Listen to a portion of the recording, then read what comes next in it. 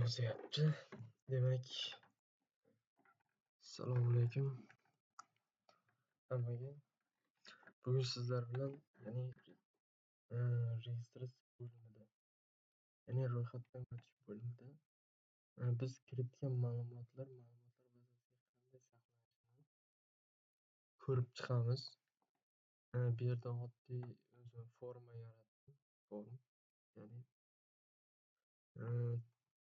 HTML sahifada bu yerda qo'shimcha CSS'lar kiritilgan.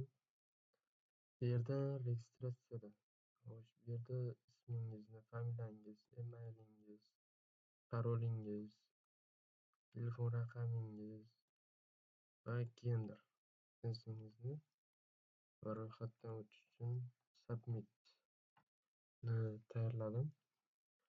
Bu yerda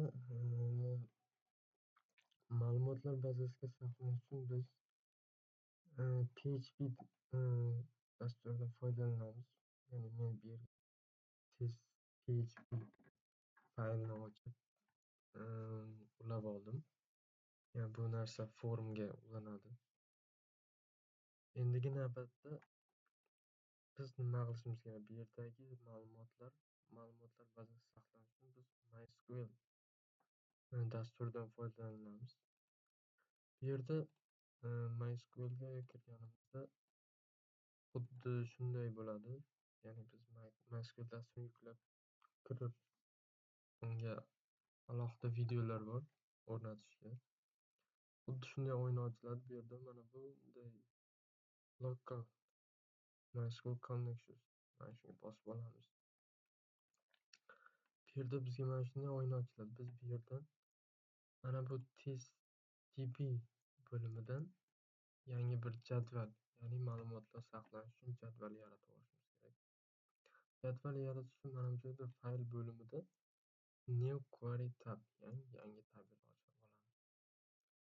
Bu yerda testdb faylni ochish uchun ya'ni bu yerda user testdb daxil bo'ladi. Ya'ni bu yerda hozir testdb size my database nomli ma'lumotlar bazasi mavjud. Biz bu yerdan testdbni olamiz.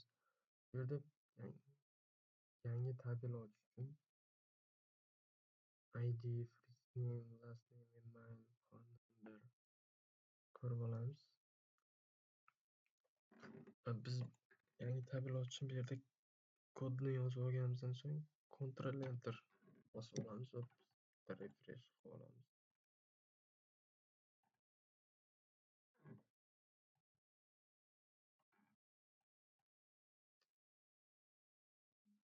Negadir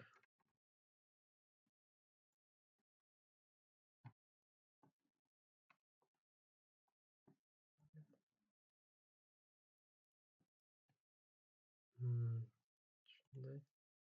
Mana bizda users nomli yangi jadvalimiz yaratildi.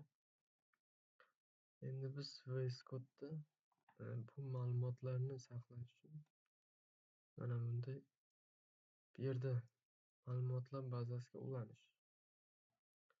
Biz ma'lumotlar bazasini server nomimiz localhost bilan har doim birinchi navbatda ochganingizda har doim foydalanuvchi nomi root, ya'ni parol, MySQL ma'lumotlar bazasining paroli va biz boya aytib o'tgandek testdbni ichiga mana bunday testdb ichida bo'layapti ma'lumot bazasi nomi. Ulanish, shunday ulanishni tekshirish, ulanish muvaffaqiyatsiz. Ya'ni ulashda qandaydir muammo bo'lsa muvaffaqiyatsiz deb chiqadi.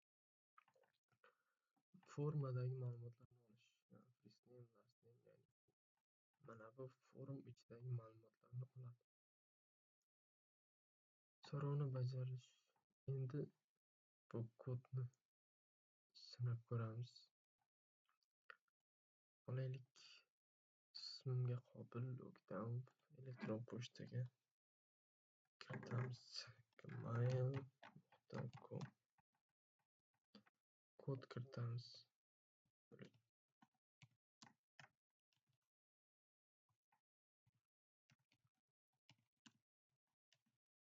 Telefon raqam istalgan.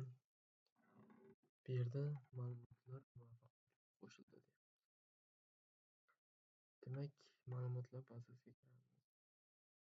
Bu yerda users tabelasiga kiramiz. Mana biz ro'yxatdan o'tgan ma'lumotlarimiz xuddi shu tarzda shu yerga ko'rinadi. Qachon ro'yxatdan o'tganimiz ham shu yerda ko'rinadi. Do'stlar, bu videom sizlarga foydali bo'lganidan xursandman.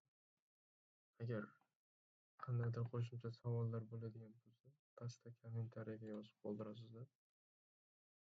Barchangizga rahmat.